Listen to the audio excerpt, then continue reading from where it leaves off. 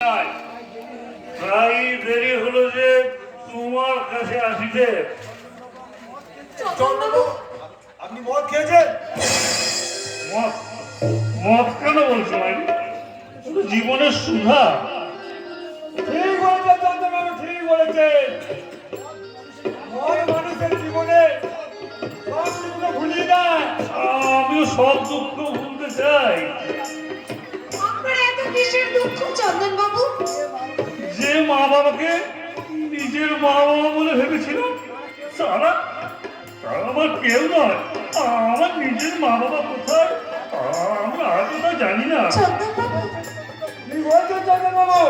হ্যাঁ দেখো, আমার পিতৃভক্তির বাগানে ফুটে থাকা ফুলগুলোকে একটা একটা করে কল্পনার মালা দিয়ে গেঁথে বাবার গলায় পরাতে চেয়েছিলাম, কিন্তু বাবা সেই মালা দু হাতে ছিঁড়ে ফেলে দিলেন পথের ধুলোয়।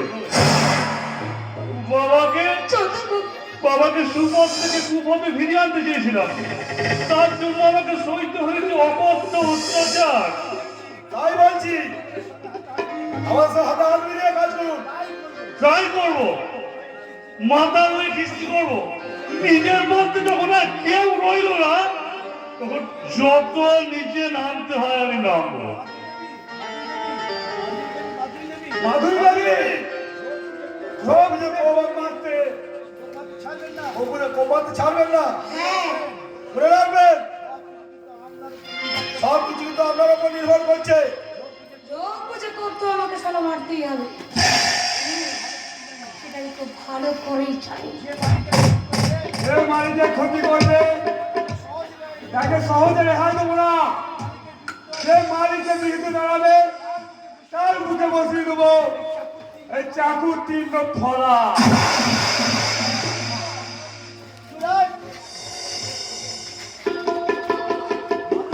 মানুষ থেকে জানোয়ার, আর জানোয়ার থেকে মানুষ, এই নিয়ে চলেছে সংসার। আচ্ছা চন্দন বাবু, আপনার ছেলেবেলার কথা কিছু মনে পড়ে? ছেলেবেলা হ্যাঁ, ছেলেবেলার কথা ঠিক মনে পড়ে না, শুধু মনে পড়ে মস্ত এক দিঘির ধারে ছিল আমাদের ঘর। পদ্ম ফুলে ভরে থাকতো সেই দিঘি। দিঘির জলে চলে বেড়াতো কত রাজহাঁস, কত নাম না জানা পাখি। সত্যি? কিন্তু আপনার ভাগ্যের সাথে আমার ভাগ্যের কি অদ্ভুত মিল। আমিও যে আমার মা বাবাকে হারিয়েছি। যাদের আপন বলে ভেবেছি, তারা যদি পর হয়ে যায়, এই ব্যথা আমি সইব কেমন করে? না না, আমি মদ খাবো, মদ খাবো, আরো মদ খাবো। বিপিন বাবুর কারণে সুদা মেটাই জ্বালা মেটাই ক্ষুদা, মরা মানুষ বাঁচিয়ে চলে এমনি কি তার জাদু। বিপিন বাবুর কারণ সুদা মেটাই জ্বালা মেটাই ক্ষুদা, মরা মানুষ বাঁচিয়ে চলে এমনি কি তার জাদু। বুঝলি পদা? ডুবছে শুভ শক্তি আজ ভাঙনের সমুদ্রে ডুবছে, কেউ তাদের বাঁচাতে পারবে না। দেশ জুড়ে চলছে শুধু ক্ষমতার লড়াই, শুধু মন ভরা বলি আর কাঁধে খালি ঝুলি।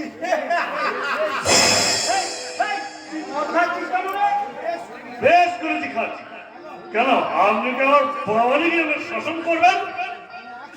আমি 100 বার খাবো, 1000 বার খাবো। না, আমি খেতে দেবো না। যা বলছেন,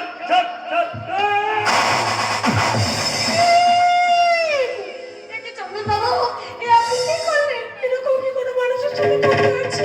দেখুন, ওনার কেমন মাথা থেকে রক্ত পড়ছে। এ কি হলো? স্মৃতির পাতায় ভেসে উঠেছে এলোমেলো অনেক ঘটনা।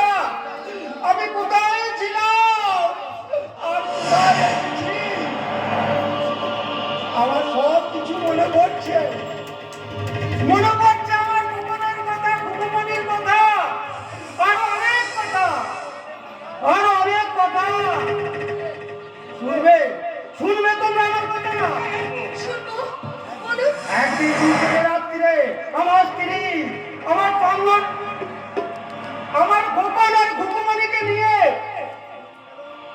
জোর করে ধরে নিয়ে গেল শয়তানরা। আপনি তাদেরকে বাধা দিতে পারলেন না? দিয়েছিলাম, কিন্তু শয়তানরা আমার মাথায় জোর আঘাত করলে আমি জ্ঞান ফিরে মাটিতে পড়ে যাই। জ্ঞান ফিরে দেখি আমার সব হারিয়ে গেল।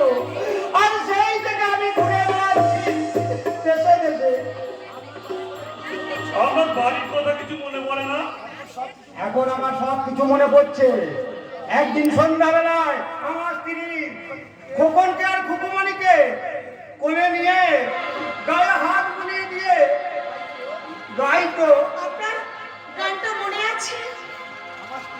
আমার স্ত্রী আমার খোকা খুকুকে চুম খেয়ে হাত বুলিয়ে দিতে দিতে গাইতো। আই ঘুমাইলে, আই ঘুমাইলে, চোখে তারাইলে, আমার সোনা মনি চোখে ঘুমাইলে, আই ঘুমাইলে, চোখে তারাইলে, আমার খোকন সোনার চোখে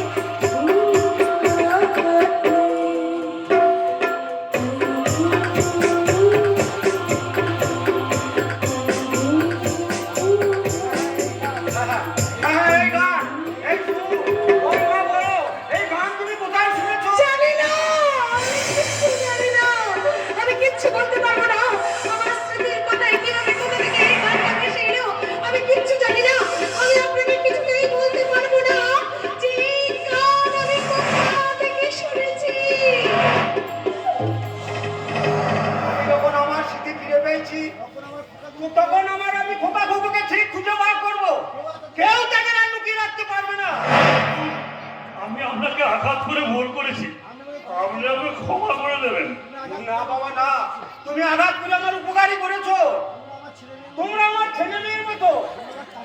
তোমরা আমার কাছে এসো, কাছে এসে দাঁড়াও। আমি তোমাদের আশীর্বাদ করি।